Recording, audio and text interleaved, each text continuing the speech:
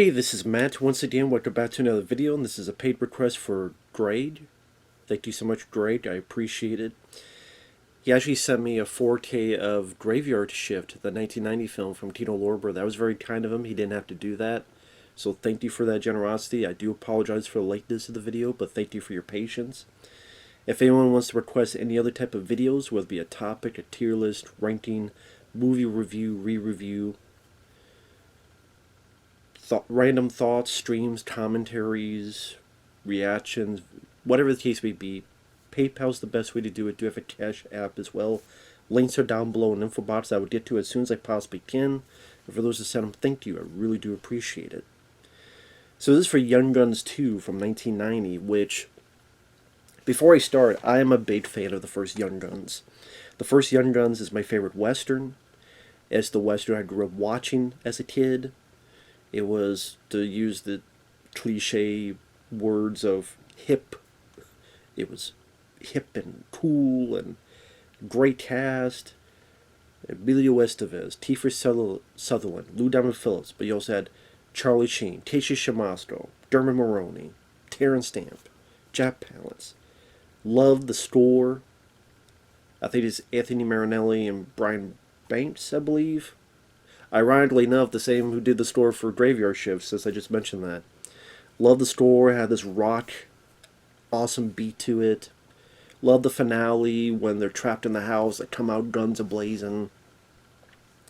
Love that film. And it was about the group. It was about the... It wasn't a one-man show for the most of it. This film I was always disappointed in. Watch it again, I feel the same way. There's aspects I like about the film. I'll name the two. Emilio Estevez, he's lively, he's energetic, he's fun. He has some entertaining one-liners in this. Yoo-hoo, I'll make you famous. Hello, Bob. Shoots the guy. Goodbye, Bob. Best $1.80 I ever spent. His laugh is infectious. He's having a ball playing this role. He's having a fun time. So, Emilio Estevez, he's having fun with the role. Other than that, Blaze of Glory, John Bon Jovi song that's at the end of the film. Love that song. Apparently God loves it too, because he's writing even more crazy nowadays. So, hey, I love Blaze of Glory too. So, actually, you know what? I know why God is really pissing down with the rain. He's pissed off because Blaze of Glory lost the Oscar to Madonna sooner or later. See? It quieted down for a minute, so he knows I'm right. So he's like, yep, I agree. Yeah, I'm sure he'll be pissed off more thinking about this, but... Like, okay, if I did a poll, which song do you remember more? Madonna Sooner or Later from Dick Tracy, or John Bon Jovi's Blaze of Glory? I think 9 out of 10 people will say Blaze of Glory. But that lost the Oscar to Madonna Sooner or Later. Who the fuck listens to both songs and think, oh, Blaze of Glory isn't as good as this. It's not as memorable as this. No. Most people remember Blaze of Glory. They don't know what the fuck Madonna Sooner or Later was. But that's reason number 852 is why the Oscars suck. How recently Demi Moore lost to some fucking girl playing a hooker. Great. Gives a shit. Fuck the Oscars. They always sucked. They always will suck. They did it in memoriam, but nah, we're gonna leave out Tony Todd. Because, what does he matter? Fuck the Oscars. I hate the Oscars with a passion. They just suck my dick. So, sorry, Oscars. No, I don't think Madonna Sooner or Later is the best movie song of the year. Blaze of Glory has that beat. I think most people were, even if you don't agree with me with this review, because I know a lot of people like Young Guns too, I think you would agree with me that Blaze of Glory is a fuckload better. But, while I do like those two things, one of the things that bothered me was this is not Young Guns. What I mean by that is, it should be called Billy the Kid the Movie. Because 85% of the film is about Billy the Kid. Now, granted, Emilio is the star of Young Guns 1, but that's more of a group. You could tell that was more of a group film. It was a group movie. ADTC Shamastros. I'm a pugilist. You got Dermot Mulroney and his stuff. You got. It felt like Tiefer had more to do in the film.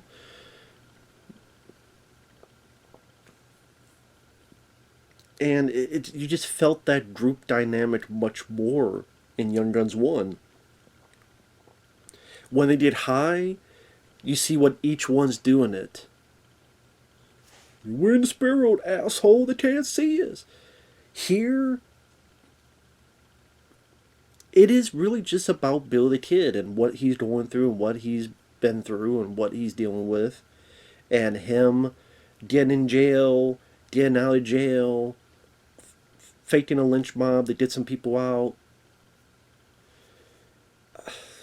And again, I didn't go see Billy the Kid the movie. I went to see Young Guns 2. Then the way they killed off some characters. Let me get into it. So again, I know a lot of people, they liked Young Guns 2. They're going to disagree with me on this. But again, I was always disappointed. I hate the way the movies, the story goes. And it doesn't even make fucking sense because the characters they kill live till their 80s. 70s to 80s, but they die in this movie. Now, I think with Tiefer, it was a scheduling conflict, so he said, listen, if I do the movie, you don't have to kill me off because I can't be on the film that long. Well, hell, you could still not kill them off, but whatever. Because I think even the writer disagreed with that notion, but they did it. But why kill Lou Down Phillips' character? Which doesn't even make fucking sense, because at the end of the first Young Guns, there's a scene when you hear a little bit of the narration where, oh, William H. Bonney died, someone etched the thing on his grave, and it was called Pals. And years later, they did a commentary track, and Lou Down Phillips confirmed, oh yeah, my character wrote that. But it doesn't make fucking sense, because your character dies in the film before the alleged death of Billy the Kid. So, yeah, someone didn't know what the fuck they were doing, which is funny because it's the same writer of the first movie. I guess maybe in John Fusco's mind, he thinks Pat Garrett wrote the word pals, I guess. Or he doesn't even remember he wrote that shit. He might have written the film, but doesn't mean he remembers the film. Which, I mean, ironic is he wrote both fucking movies, pal. Say I'm going off tangent about this. So get back. Okay, the story of the film is, first you see this bit kind of like in the 1950s or so, where this attorney played by Bradley Whitford, who is the bad guy in Billy Madison, he's contacted and this old man says, oh, I want a pardon. I was promised a pardon long ago. I'm Billy the Kid. And of course the guy doubts and goes, well, do you have any proof? So the rest of the film, you hear this narration with this old man, I guess, telling the story to prove it. Why was this needed? This whole bookend? It's the beginning, it's the ending, it's narration. Why was this needed? What did it bring to the table? What did it bring to the story? Even at the end of the film, there was no can't even talk right, confirmation whether it was or wasn't. So there was no payoff to that. I mean, yeah, you could tell it's Emilio in old age makeup, and he says he's Billy the Kid. You could tell it's just Emilio trying to be an old man. That was just more distracting than anything. Because I'm just laughing at him trying to sound old. Hey, how's it going? This'd be like me going, hey, I'm going to do the review like this. So, we're talking about Young Guns 2. It came out in 1990. And it stars Emilio Estevez and Kiefer Sutherland. If I did, it's just annoying. It's just like, what the fuck? So, it was not needed. It didn't bring anything to it. The narration was more distracting than anything. Yeah, a little bit of it in Young Guns 1, but it was very, very, very, very sparingly. Mostly at the very end. And it was just to kind of give a nice little touch to the end and a bit of a somber note. But it still works very well. This the bookend thing, you didn't need it. It didn't do shit for the movie. So then you get to the actual film. Emilio Estevez, who again is lively, he's energetic, he's fun, he's the best part of the film. He's with Christian Slater, he's with William Peterson, which I do like William Peterson. I like him as an actor. He does a good job as Pat Garrett. That's another positive. Christian Slater, I like Christian Slater. He's fine, but there's not much to him other than he hates Native Americans. He's wanted to be the leader as Arkansas Dave. But it's like, okay, whatever. His character, I like the actor, but his character was kind of a bit meh for me. Tiefer and Lou do come back, but they get arrested very early on. And then for a good chunk of the film, they're just in a pit at the jail. So Tiefer Sutherland and Lou Diamond Phillips, they were really misused in this. And that's one of the big disappointing acts, because I'm thinking Young Guns. You want to see the group together. They're barely in the goddamn film. They're in jail for half of it. Then when they come out, they barely do anything. Other than get killed. Like, really, what you just say is they're in jail, they get killed. That's the two things they do in this film. That's two of the three originals from Young Guns 1. And yet that's not disappointing to people. I don't understand that. I don't get that, but that's not my job. Just give my honest opinion. We all have differences. We're all not going to like the same thing. Just, you gotta deal with it. Tough titty. So it's fine if people like it. I disagree. To each their own, as we say. But they pretend to be a lynch mob. They rescue them. Pat Garrett decides to stay. Pretty soon after, he gets hired as a sheriff, and he's part of a posse to chase after Billy the Kid. You do have some other actors. James Colburn is in the film. Balthazar Getty. He plays a very young kid who eventually joins the gang.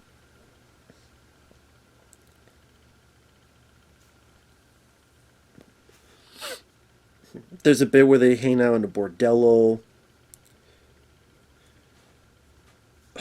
But it's, like I said, you don't really get much of that camaraderie between the characters.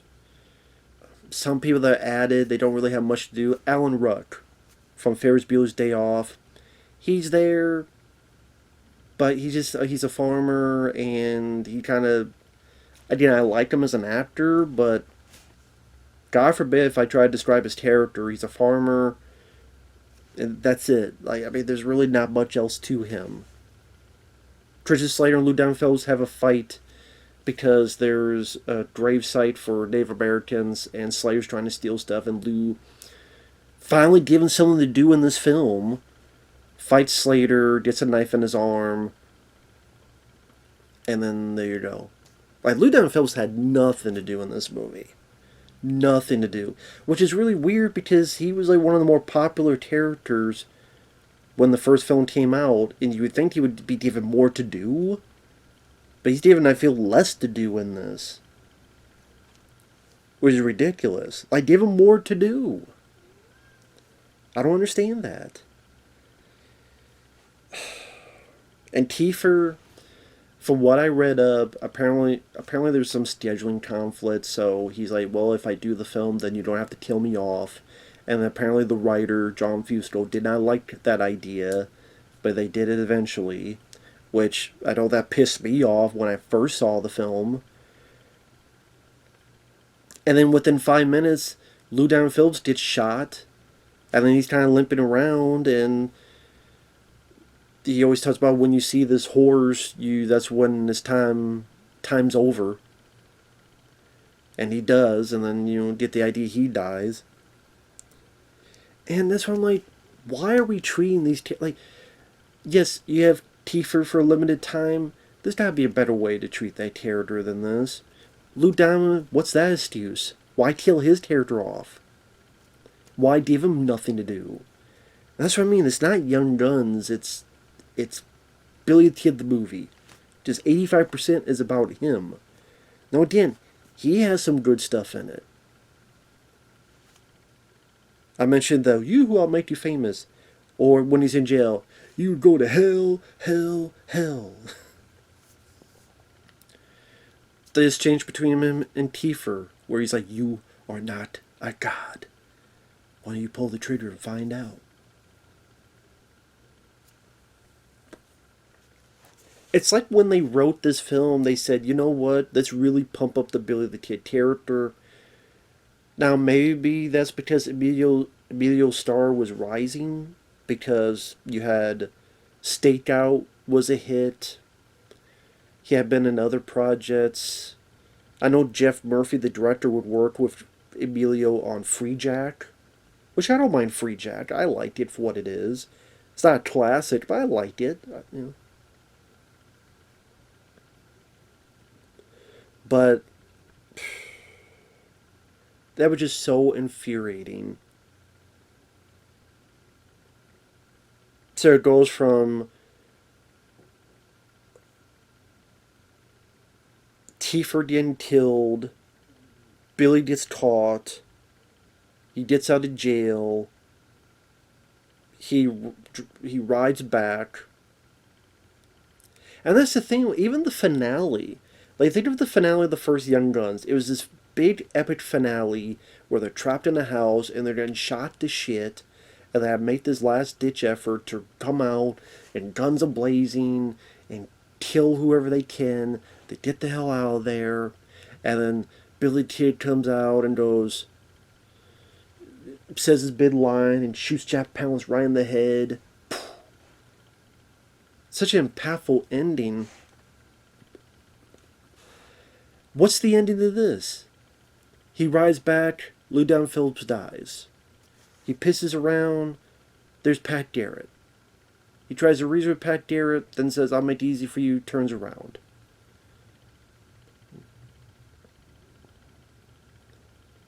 You don't see him get shot.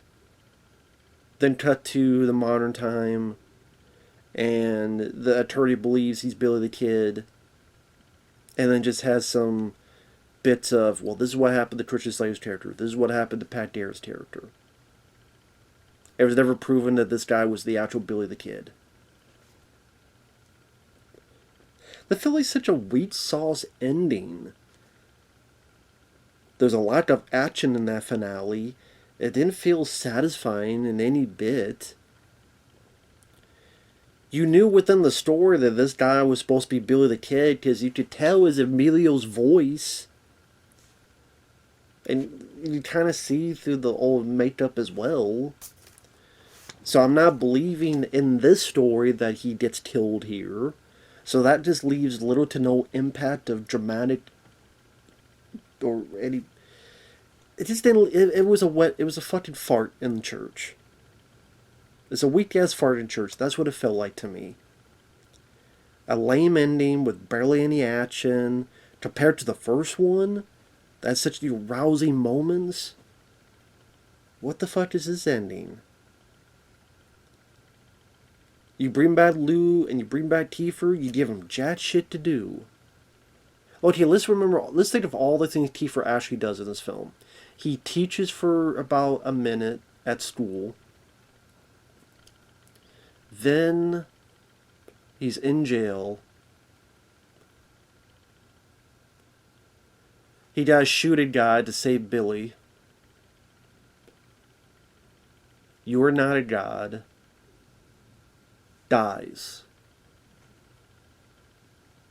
There you go. Lou, he's in jail. He fights Christian Slater's character. Gets shot and dies. I didn't leave anything out. Alan Ruck, he's a farmer. He wants a nickname. Then out at the end, he's like, "No, I don't need a nickname. My name is," I forget his name. Because I like Alan Ruck, but he's a very forgettable character. Christian Slater, he wants to be a leader. He hates Native Americans. Didn't feel like he was given a whole lot to do either. William Peterson, I liked him as an actor. It was cool to see him as Pat Garrett.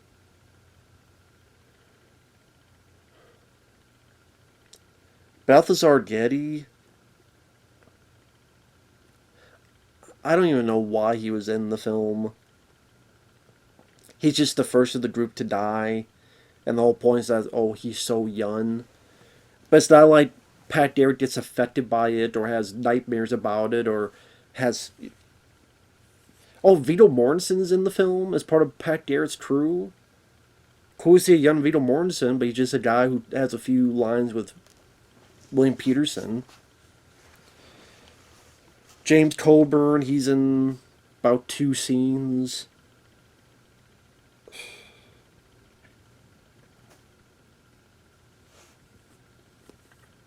The Faz not Young Guns. The Faz more about Billy. The fact that the bookend, I think, was pointless. It was meaningless. I don't think it brought anything to the table. The misuse of Kiefer and Lou Diamond. How the fuck you gonna misuse LDP for life, bitches? What the fuck? All that, it's just... It's such a lame-ass sequel to me. Lame-ass sequel. I'll give you Emilio. I'll give you Bon Jovi. But I would never willingly watch this film again unless it was a request for like a commentary or a re-review or something else. So, yeah. Piss on Young Guns 2. I always thought it was disappointing. Never liked this fucking movie. Watch it and confirm I don't like this fucking movie. Doesn't mean there's no good aspects with it, but as a sequel, it pissed me off. Which I don't understand why there's talk of a Young Guns 3 when they're all fucking dead. What, they're ghosts? Ghost Riders in the sky? Why the fuck do you guys keep talking about Young Guns 3? You're much older. What, you back from the grave? Zombie Billy Kid? Y'all zombies? Someone comes in through time? Sam Beckett? Sam Beckett comes through in time? Make the wrong things right? Then they don't die and they go on different adventures? Just fucking quantum leap?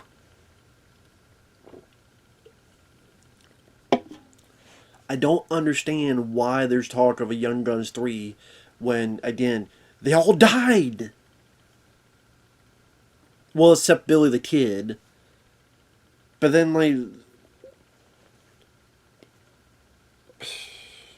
they show, if that's supposed to be him, at the bookends. So that you know where that character goes to as well. And why is Lou Diamond Phillips talking about his character died? Which is funny because those characters that Kiefer and Lou played in real life lived to their 70s and 80s. Doc lived to his 80s and he lived a respectable, comfortable life at the end. Lou's character died in his 70s. But they kill both of them off in this. Doesn't make a lick of fucking sense. So it's not like you had to do it for history's sake. No. They lived to their 70s and 80s.